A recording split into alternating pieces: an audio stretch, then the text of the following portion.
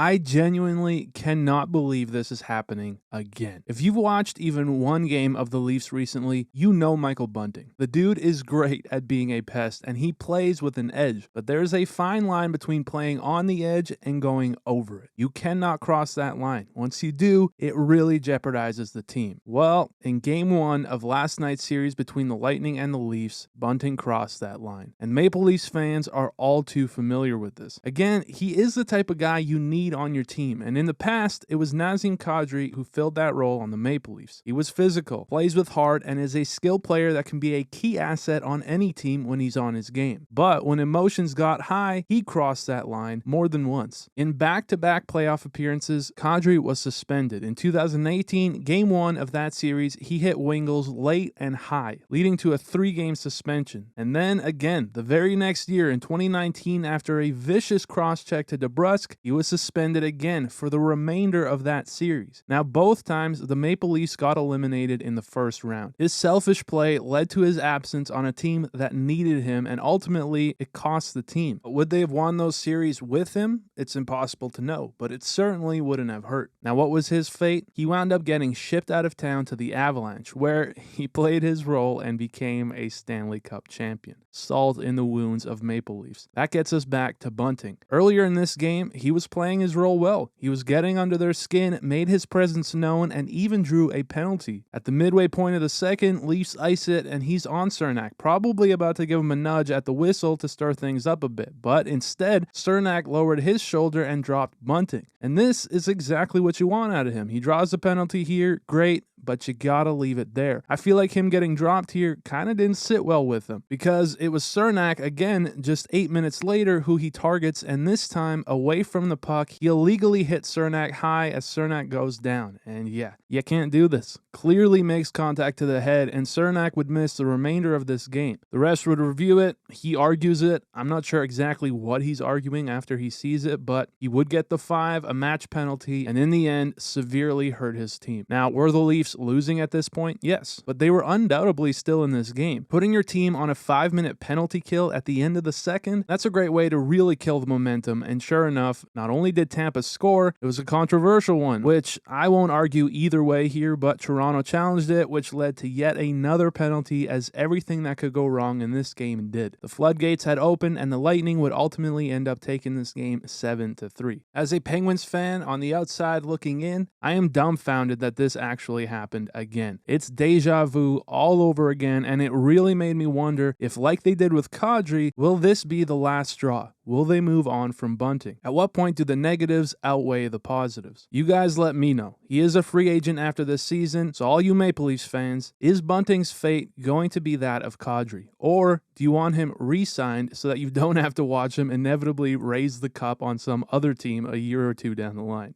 No, I'm kidding, but yeah, I'd love to hear what you guys have to say. As always, thank you all so much for watching, and I will see you in the next one.